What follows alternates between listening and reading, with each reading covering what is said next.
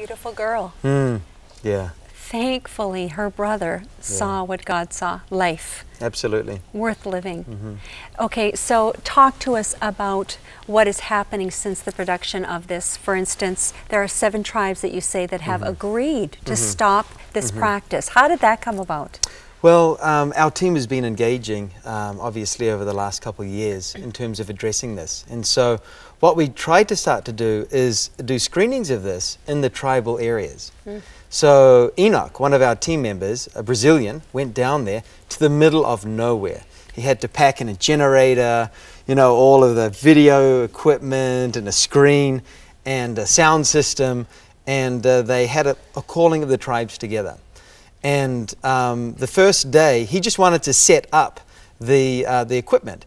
And one of the chiefs came and kind of sat in there and was watching him. And he was a bit nervous because he really wanted to make a good impact, you know, and have all of the technical details all organized. And the chief was sitting there and he's like, "Show me the movie." And he's like, "Well, maybe tomorrow." He's like, "No, show it to me now." And so all of the people then came. And then they just watched it off the cuff. And then they began talking about it. The next day came. They said, "Show us the movie again." They sat and they talked about it again. Third day comes by and they wanted to see it again, talked about it. And at the end of that time, the 7 leaders of the tribes, the top chiefs, they got up and said, "We want to stop infanticide in our tribe for children that have been born to a single mum or is born of a twin or triplet." They still are talking a little bit about handicapped children. I'm not sure exactly what to do about that, but there's definite progress. And what we would like to see is actually an indigenous team of people going to all of the remote tribes all through the Amazon and simply showing the DVD. We don't want to tell them, you know, we have the truth and this is what you have to do. Just want them to talk about it. And our experience has been when they've seen the movie, it just raises something in their hearts, because this is something that they don't want to do actually. But until now they haven't seen that there's been an alternative. And so we want to see that kind of change occur and happen. And it's happening through the DVD, And then talk to us about how now you've rallied 30% support within the Congress of Brazil. Right, well, we haven't done it ourselves, but the president of the Human Rights Committee, called Pompeu de Matos, he was impacted by the movie as well. And so he began to wonder, how could he bring real change to this? And so this constitutional amendment is of his doing. And over the recess, he got, it's probably more than 30% now, of the congressmen and women to say, you know what, let's make sure that this is no longer going to happen. Wow, and so this is happening right now. And you know, it's very, very exciting. Okay, so then now bring it home to us here, to our viewers that are watching. Why are you here telling us this? I have a sneaky suspicion that you want us to do something. I would love you to do something. On our website, Hakani.org, there's a link there. And what you'll be able to do is go onto that site and see 3 people, probably 3 people that you can encourage in the Brazilian legislative process that are key people for the passage of this constitutional amendment, and just voice your support for what they're already doing. You mean us on the other, you know, in a different country, it'll make a difference? It makes a huge difference. Wow.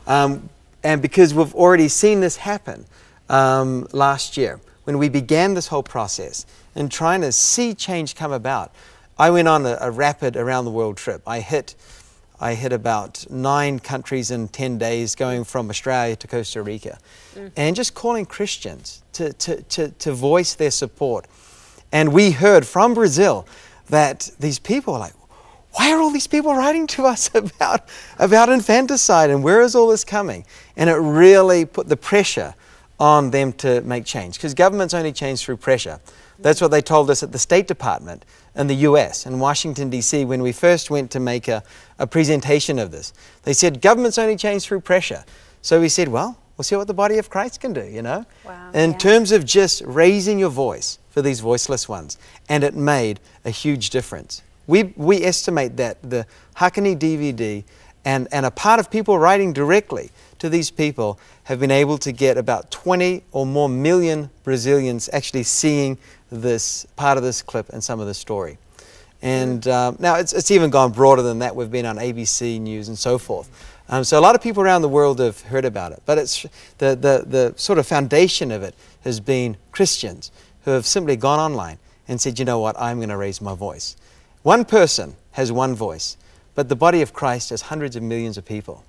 And we can make a change in the world. And God will always give us a cause, a purpose, a reason to get out of bed in the morning and move forward and live purposefully. And you folks encountered this. Your wife Susie was there amongst these tribal people in the Amazon and encountered the stories of infanticide where children were being killed for superstitious reasons or whatever. And the government, as I understand it, we're just letting those in the Amazon back in the jungles do what they want to do and not protecting, not recognizing, giving full rights to the children, right? And so there's been a paradigm shift. It's happening. We're in the middle of it. So obviously you need prayer as well, people to pray for you guys and connect in with you. Of course, your website, again, is a voiceforthevoiceless.com, and it's on the screen, and people can write in and connect with you.